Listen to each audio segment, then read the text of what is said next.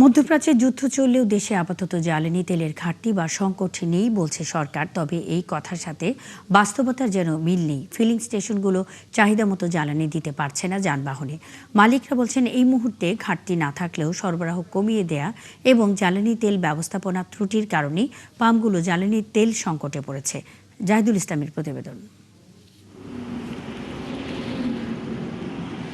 ঢাকা থেকে চট্টগ্রামের দূরত্ব 253 কিলোমিটার। ফেনী পর্যন্ত 163 কিলোমিটারের রাস্তায় আছে শখানিক ফিলিং স্টেশন। গত বুধবার এই পথ ভ্রমণে দেখা গেল নারায়ণগঞ্জের বন্দর উপজেলার এই পাম্পটি ছাড়া বাকি কোথাও জ্বালানি তেল মিলছে না। ফিলিং স্টেশন কর্তৃপক্ষ বলছে ডিপো থেকে যতটুকু জ্বালানি পাওয়া যাচ্ছে তা রেশনিং করে পরিবহনগুলোতে দিতে হচ্ছে। মজুদ শেষে বিক্রি বন্ধ। আগে যে পরিমাণ তেল চাহিদা ছিল ওই পরিমাণে আমরা তেল উঠাইতাম। এখন দৈনিক এক গাড়ি মোটামুটি পাই। এটা দিয়ে আমরা সবাই সন্তুষ্ট করার জন্য সবাই কম বেশি দিয়া চেষ্টা চালাচ্ছি যে সবাই তেলটা পায়। শিয়া বাটার ও ভিটামিন ই সমৃদ্ধ লিলি বিউটি সোপ, তারুণ্যময় উজ্জ্বল ত্বকের জন্য।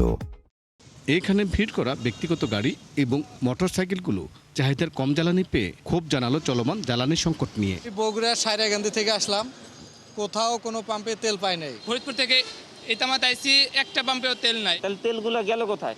মাত্র একটা পাম্পে তেল দিচ্ছে। খুচরা দোকান তেল পাওয়া যায় 140 টাকা লিটার, 180 টাকা লিটার।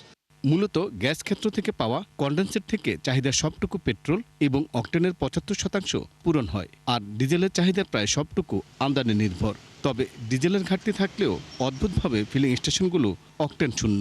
অক্টেনে আমরা পাচ্ছি না, যেহেতু পাচ্ছি না সেহেতু আমরা দিতে পারতেছি না। চাঁদপুর আপ ডাউনে প্রায় 5-6 হাজার টাকার তেল খায়, যতবারই গেছে অতবারই খালি হয়েছে ফিরে না। আমাদেরকে যদি ওইখান থেকে তেল না দেয় আমরা কিভাবে বিক্রি করব? ফিলিং স্টেশন মালিকরা বলছেন জ্বালানি তেল সরবরাহ নিয়ে সরকার আন্তরিক, তবে ব্যবস্থাপনা ত্রুটি এবং মজুদ প্রবণতায় সংকটের জন্য দায়ী। ডিপোতে ওনারা সিস্টেমটা করছেন 2025-এ মার্চ মাসে যেই তেল দেওয়া হয়েছে ওনার 2026-এর মার্চ মাসে ওই তেল দিবে, এর অতিরিক্ত দেবে না। 25 সালের মার্চ আর 26 সালের মার্চে তো 20-30% গাড়ি বাড়ছে।